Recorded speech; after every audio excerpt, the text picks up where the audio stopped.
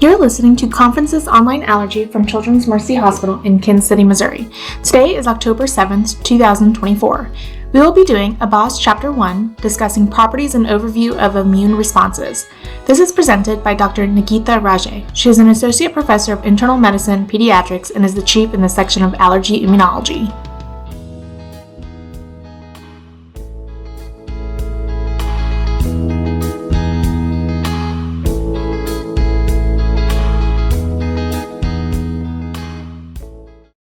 Good morning, everyone. Sorry for the confusion. I did not realize. I think I was looking at the old schedule. So I'm glad we caught it and we are able to go through and start Abbas chapter 1 today. So we are switching from Somparak to Abbas textbook properties and overview of immune responses. Today will be discussion about chapter 1 I'm Nikita Raje from Children's Mercy, University of Missouri, Kansas City. Today is October 7, 2024. So here are my disclosures, nothing relevant to the talk today. The learning objectives for today are to recognize the types of immunity, differentiate between innate and adaptive immunity, and recognize the role of humoral and cell-mediated immunity. Couple of pre-test questions here. First one, which of the statements is true? I'll let you read those options and then we'll come back to these questions at the end. And then the second question is, which of the following is a distinct feature of innate immunity? Here's the outline for today's talk. We're going to go over what's immune response, talk about innate versus adaptive immunity, go into the details of adaptive immunity types, active and passive immunity, its cardinal features, and then overview of immune response to microbes. So let's start with immune response. So what is immune response? It is a reaction to the components of microbes as well as to the molecules that are recognized as foreign, regardless of the physiological or pathological consequence of such a reaction. So it doesn't matter whether this is a microbe or not, as long as that molecule is recognized as foreign, there will be a response from the immune system. Now, this could lead to a pathological reaction or consequence, but that does not change the fact that there is an immune response. Two types of immunity, innate versus adaptive immunity. So what's the difference? We have kind of touched on this with Somparak discussion. We know that the innate immune system has multiple layers. The first line of defense is the physical barrier, so skin or mucosal membrane. And then there are several cells, such as phagocytes, dendritic cells, mast cells, natural killer cells, other innate lymphoid cells, and then there are some proteins such as complement proteins that take part in innate immune response. Versus adaptive immune response comes from two cells, B lymphocytes and T lymphocytes. What is a need for both types of immunity? Well, innate immunity is present right away. It is ready to go. These components of innate immune system, immune response may need activation, but they are pretty much readily responsive. And so the response comes within minutes to hours of the microbe entrance or when there is a foreign molecule that is noted, compared to adaptive immune response that takes days to develop.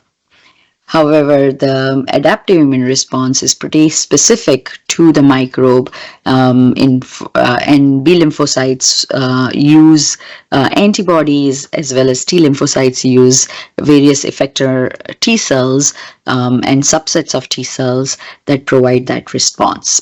So innate immunity is hardwired, it's already in place, and with repeated exposure, the response is pretty much the same.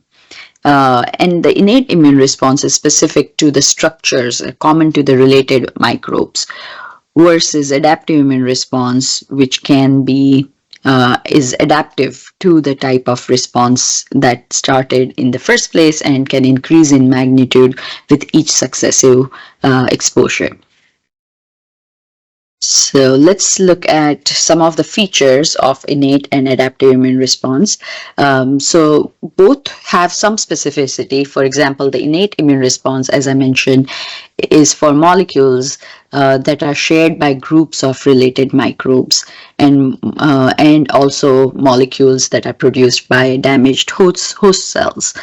Compared to that, adaptive immune response can vary based on the microbial or non-microbial antigens. Innate immune response can have very limited diversity. So the recognition molecules are encoded by germline genes and they don't change over time, versus adaptive immune response is pretty diverse because the receptor genes are formed by the somatic recombination of gene segments in the lymphocyte. And we talked about this. So once they recombine, they can give rise to various different, say, B cell receptors or T cell receptors that can bind to various types of antigens. Innate immune response has pretty limited memory, so there is some memory, but it's pretty limited, versus adaptive immune response memory is pretty significant, and because of that, on subsequent exposure, the response is improved. Both innate and adaptive immune response do have the characteristic of non-reactivity to self, and that's important to know because even the innate immune response, if it occurs to the self antigens, that can cause damage, and so it's really important that both these immune systems do not react to self antigens. We looked at the components of both these types of immune response. There are some cells, chemical barriers, proteins, and various the physical barrier in case of the innate immune response. So this is going more into the details of those components. So the physical barrier has the skin and the mucosal membrane, but it also uses some antimicrobial chemicals like defensins and catalycidins that are produced in these physical barriers that play a role in providing immunity.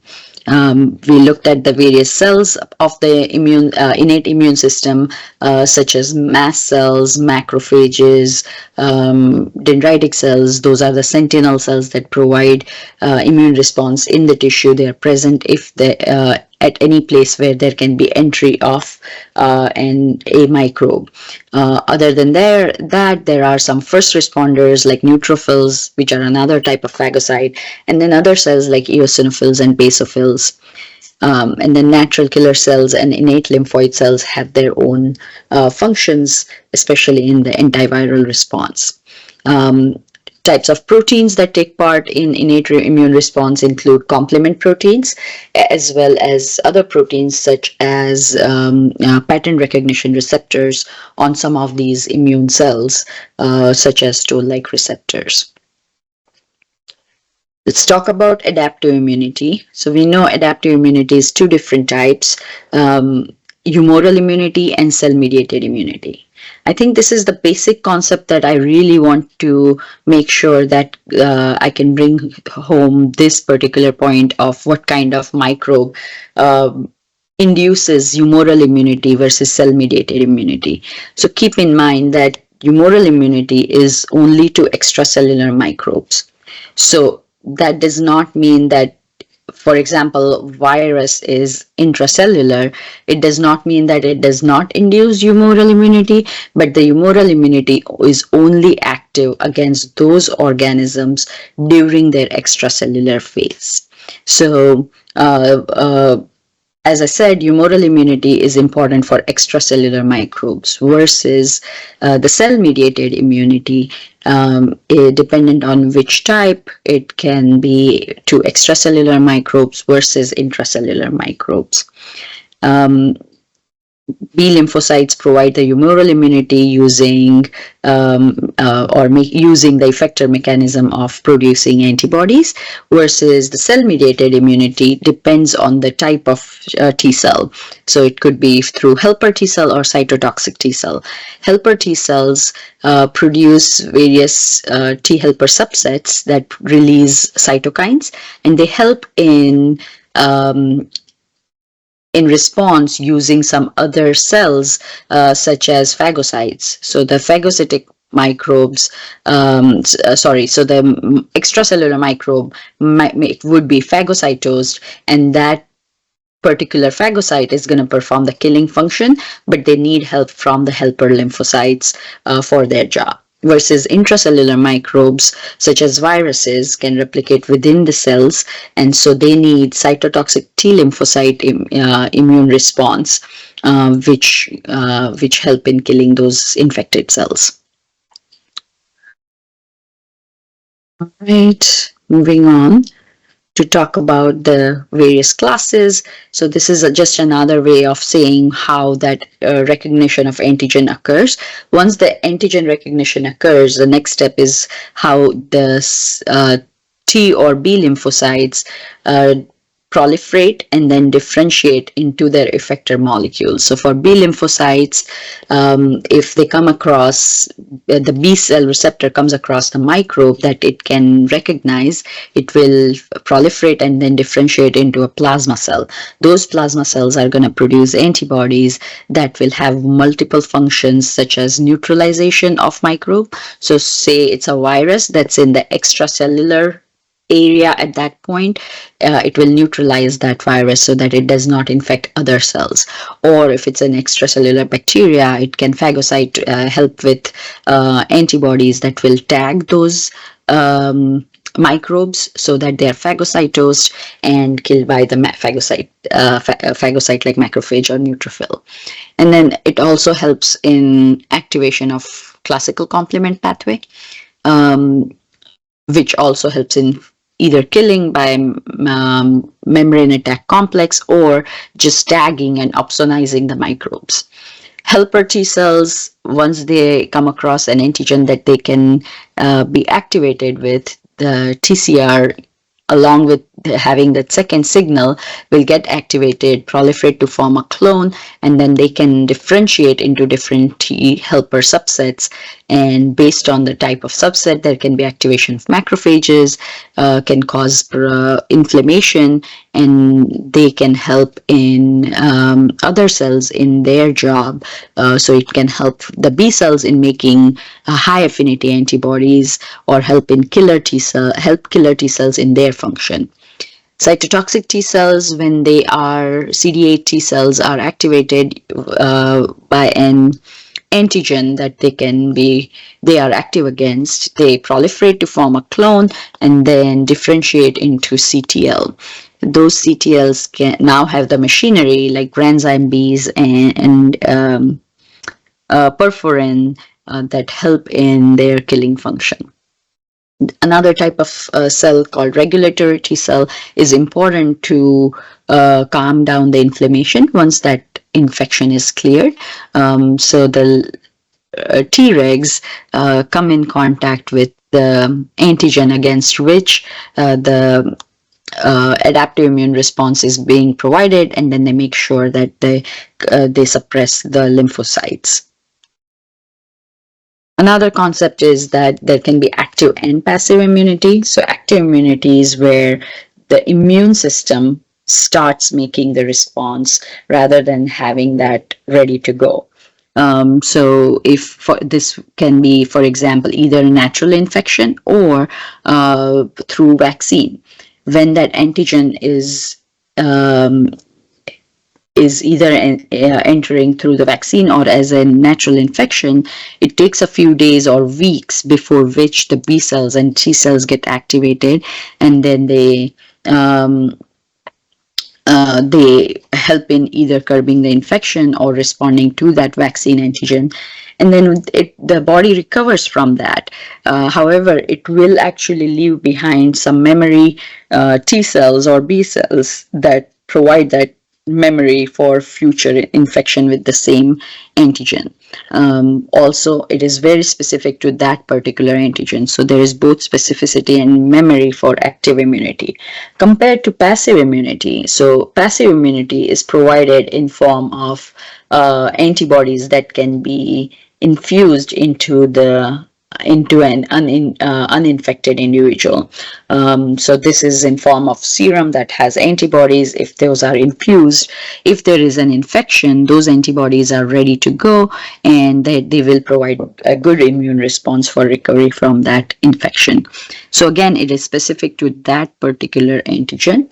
But there is no memory. Once those antibodies are out of the system, there is no memory of that particular infection. So if the infection occurs after that, it will still have the same kind of immune response as the natural infection.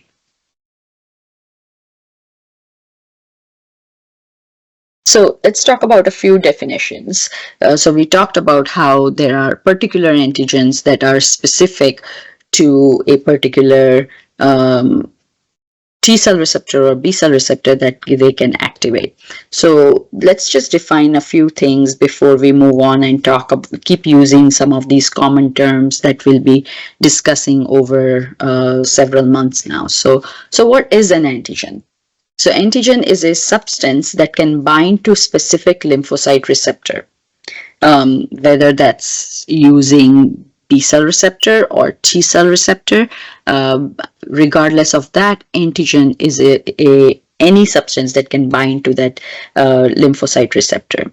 So then what is an immunogen? So immunogen is a substance that stimulates immune response. So it has to not only bind to the lymphocyte receptor, but it also has to undergo that signaling, cause that activation and signaling downstream of that receptor to provide an immune response. So immunogens are antigens, but not all antigens will be immunogens. And then opsonization. What is opsonization? It's a process in which some factors in serum enhance the phagocytosis by coating the microbe. So the microbe gets coated whether it's by antibodies or by complement fragments. So once they coat the microbe, it is ready for eating. So opsonize is to decorate or tag a substance. The real meaning was for decorating something for eating, and so opsonization is where the microbe is coated or tagged so that it is ready to be phagocytosed. Okay, with that information, let's talk about cardinal features of adaptive immune response. So we talked about how the immune response from adaptive immune cells is very specific to an antigen. So the response is specific for distinct antigens and for different portions of the same antigen. So even a single antigen can have various parts of an antigen that the immune response can be specific to.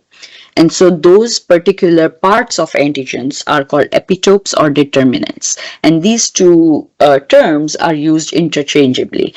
So part of the antigen that are specifically recognized by individual lymphocytes are called epitopes or determinants. This is the part of the antigen that attaches to the TCR, is what we are talking about.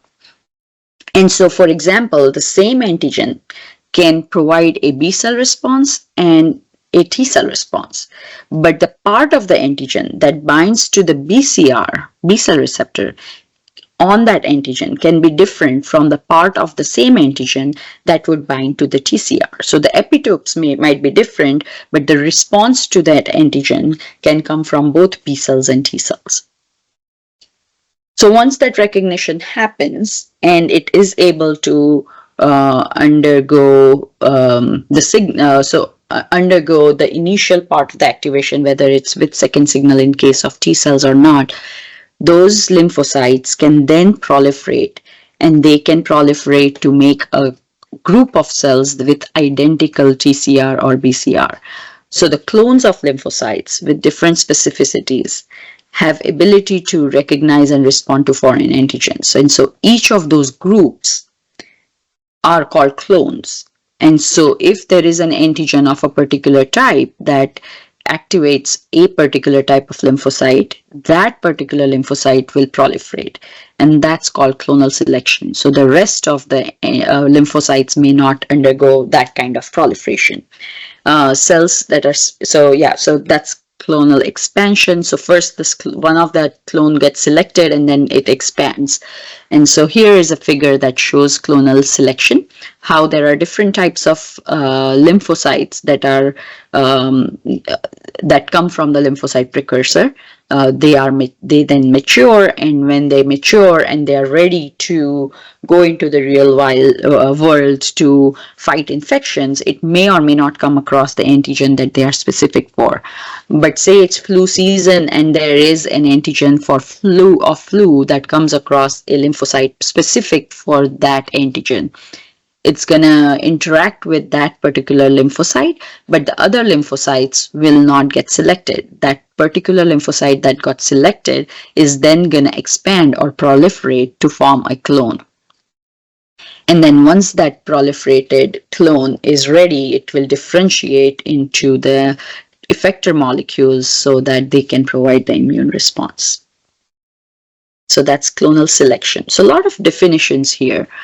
All right. Next feature is diversity. So why is the adaptive immune response diverse? So it is because our immune system can come across various different antigens, a very large number of antigens. And so the ability to recognize these large number of antigens is because of the variability in the antigen binding sites of the lymphocyte receptors. So all of the diversity comes to the immune system because of that variability in the antigen binding sites. And because there are several large number of antigen binding sites, or lymphocyte receptors with various different antigen binding sites, each of those small clone can have lymphocytes of identical antigen binding sites, which means that one clone has lymphocytes of one particular binding capacity for one particular antigen. And so all those different clones come together to form what is known as lymphocyte repertoire.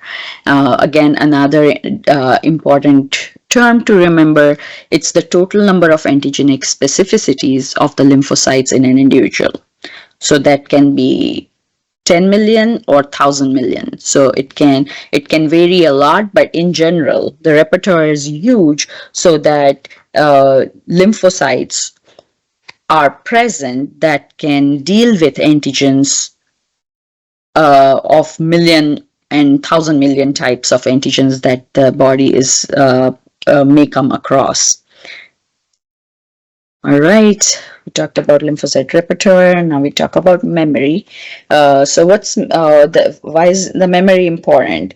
So if the immune system does not have the memory, every time an immune system comes across an antigen, even if it has seen before, it will only give rise to what is known as a primary immune response. That is when the immune system comes in contact with a foreign antigen for the very first time. However, because of immunological memory, there is ability to respond to that antigen again, which is in a more rapid fashion. The immune response is greater in magnitude, and it is qualitatively different from the primary response. And that's what's called secondary immune response.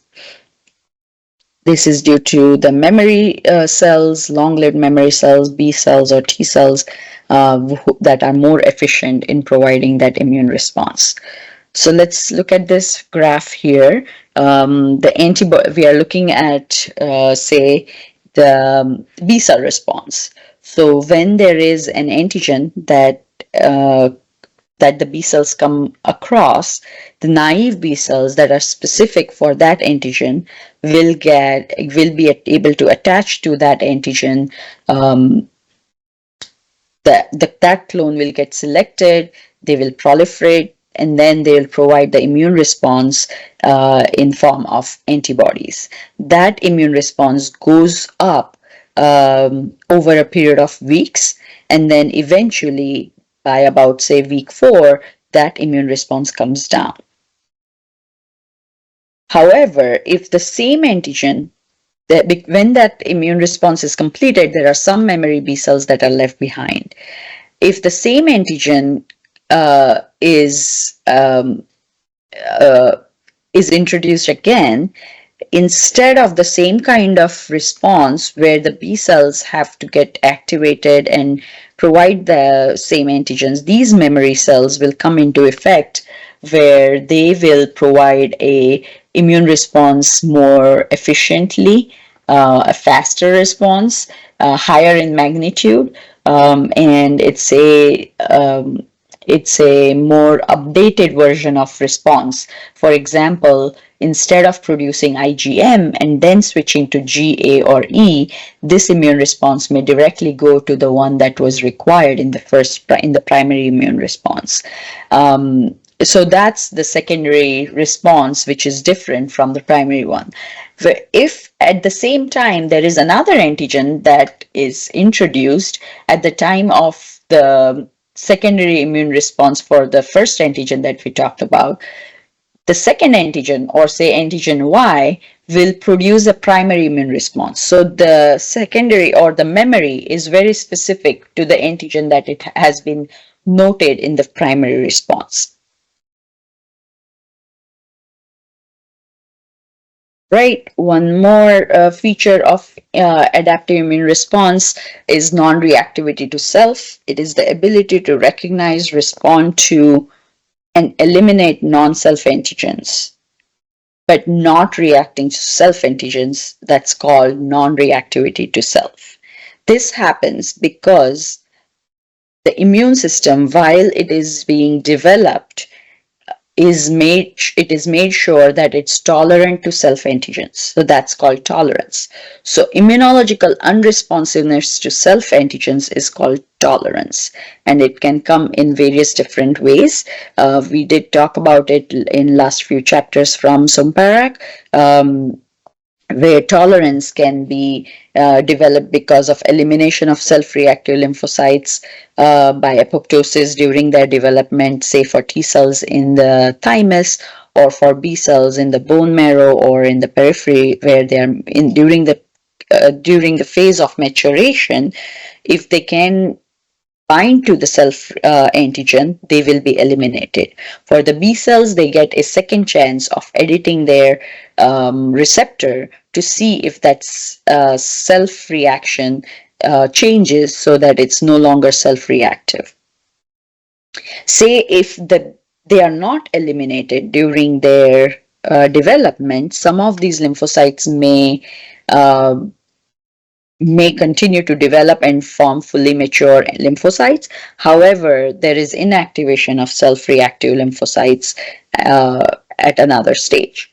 And then if not, and if they are able to move through that maturation phase and be in the periphery, there can be suppression of self-reactive lymphocytes by T regulatory T cells. So that's tolerance. All right, so now we will go over the immune response to microbes. We'll look at the early innate immune response and adaptive immune response. So early immune response to microbes, we know that there is the first line of defense provided by the skin or the mucosal membrane in GI tract or respiratory tract, or anywhere the body comes in contact with the outside world. There is a continuous epithelial layer that provides that barrier, and then there are antimicrobial chemicals that are produced, and then the other cells called the sentinel cells that are present in that tissue, such as dendritic cells, macrophages, mast cells. They are always watching out for invaders, and if they do come across one, then they are going to produce cytokines. They're going to take that information about what kind of infection and where is the infection, and they're going to provide that information for activation of the adaptive immune system. During that time, when they are producing cytokines, those cytokines can reach the bloodstream to provide that information of how there is an infection and there is a need for more recruitment of other cells. So the first responders, such as neutrophils and monocytes, can be recruited from the blood so that they go to the site of infection.